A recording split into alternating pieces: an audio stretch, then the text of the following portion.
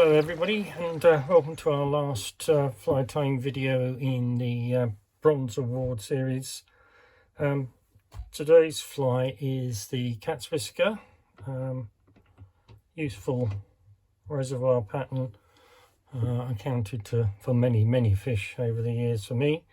I'm going to be tying this pattern on a long shank 12, and this is a B830. But because you can tie it on 2x, 3x, even 4x long shank, but in sizes 10 to 14, I believe. If you look at the guide, that'll give you the idea of the range that this fly can be tied with. Basically, quite an easy fly. Two materials: white marabou and chenille. The pattern can be tied in a number of colour variations. In the guide it's tied with the fluorescent yellow, but another very useful one is the chartreuse. But it doesn't matter, you can use whatever. I'm using chenille, suede chenille on this fly. I like it because it's not too bulky. It gives a nice neat fly, but whatever you've got that's suitable. It doesn't want to be too long in the flue, so it compromises the gape. So we'll start off with foundation thread, and I'm using white. This is ultra, and it's the slightly larger version. It's the 140 denier. It's great for lures because it is very strong. So we need a foundation thread down to a point opposite more or less where the barb was, and then we need to get ready to tie in the marabou. We're all familiar with marabou. Parts of the feather which really you cannot use are these long strandy bits at the end. You really want something with a bit of bulk to it. So I'm going to take 2 pinches, about 15mm each, pulling it off the shank, and then what I do is just take any loose fibres, and I'm putting it on my knee. You can't see it obviously on the video, but I just find it's the friction from the trouser helps to keep the fibres in place. Same again, 2 bunches put together, and this is very long obviously, and what I'm going to do is shorten these fibres by pinching it out so we get a bulky wing but quite short.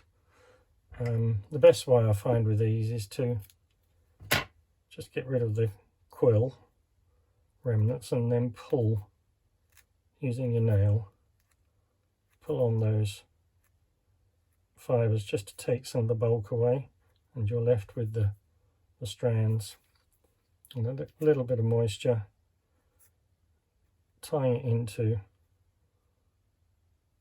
a bit of a shuttlecock, and then that's off it up onto the shank. And now I'm going to pinch and loop so that stays on the top, and then we wind that forward to trap those fibres. It just makes for a neat underbody, and then take the thread back in open turns, and then make sure you bind those bits down right to the end. Now if you're a bit small on the bulk of the tail, you can tie that in and tie another bunch in, so which I shall do.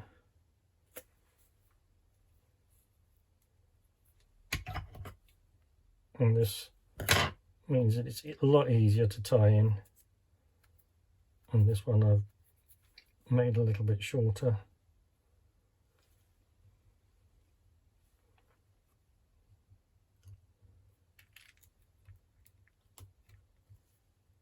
And just trap those ends down. And again, just wind everything down until you get to the start of the bend. Some people take a couple of locking turns underneath the tail. It just helps to cock it up a little bit and just sometimes stops the longer tail wrapping around the bend of the hook. So I'm going to take the length of the body on this, in case this is about 1.5 times the gape. So I'm going to offer that up, and that's going to be about a little bit longer than the length of the body, and just pinching that out gives it sort of a more natural appearance than if you were to cut it with a pair of scissors. Right, the body material, as I said, in this case I'm using suede chenille,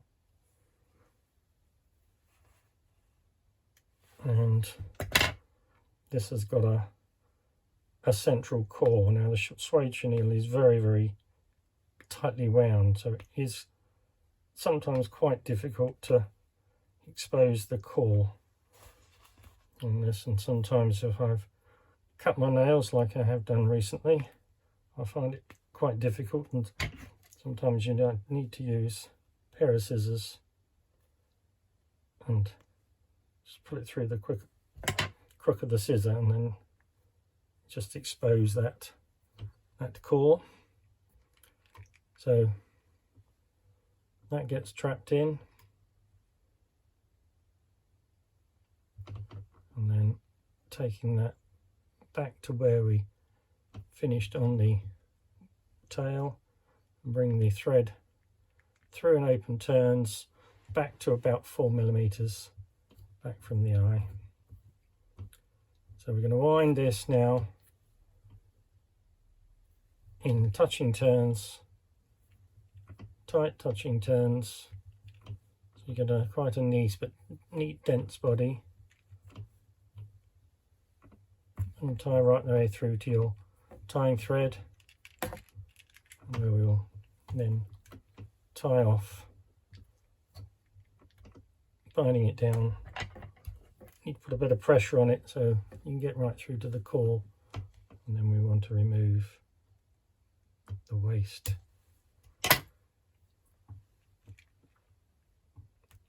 So at least it's got a reasonable foundation for the wing, and the wing is exactly the same as the tail. So 2 bunches about 15mm in length.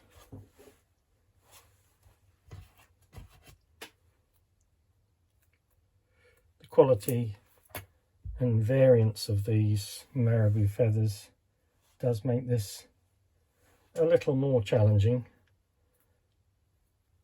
to get consistency. It's all very well tying the one fly, but to tie 3 flies you've got to get materials that are going to give you that consistency, and pre-selection of the materials I think is important.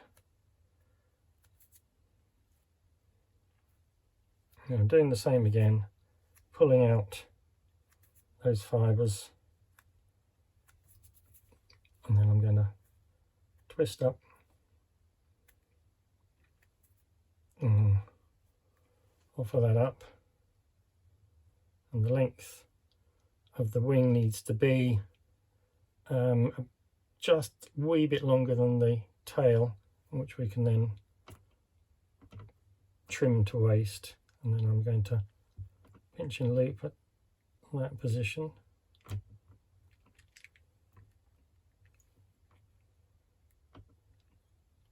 Easier said than done with this. That's it.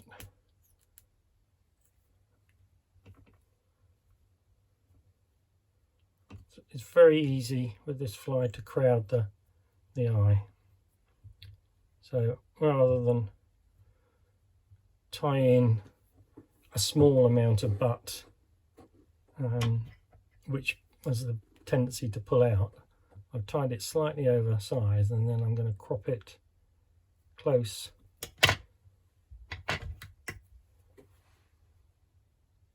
There's a few stray fibres there. Cropping it as close as possible so that you can then tie a neat head. Don't overdo the size of the head, and obviously don't crowd the eye. Just make sure you get everything up to the eye but not over it. And finally, a whip finish.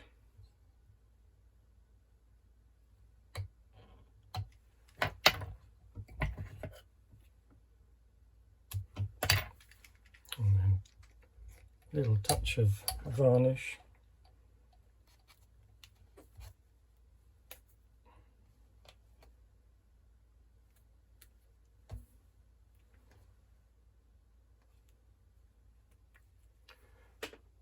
And the problem with this, I was tying downstairs in my conservatory just to do a job for the club, and this was exposed to UV and it's just crusted the tip. So tiny little dub on the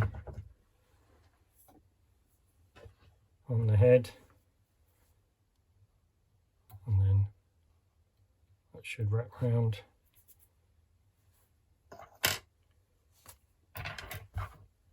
And I haven't got a feather to hand, but I will use my dubbing needle just to make sure that's all clear before I do the UV.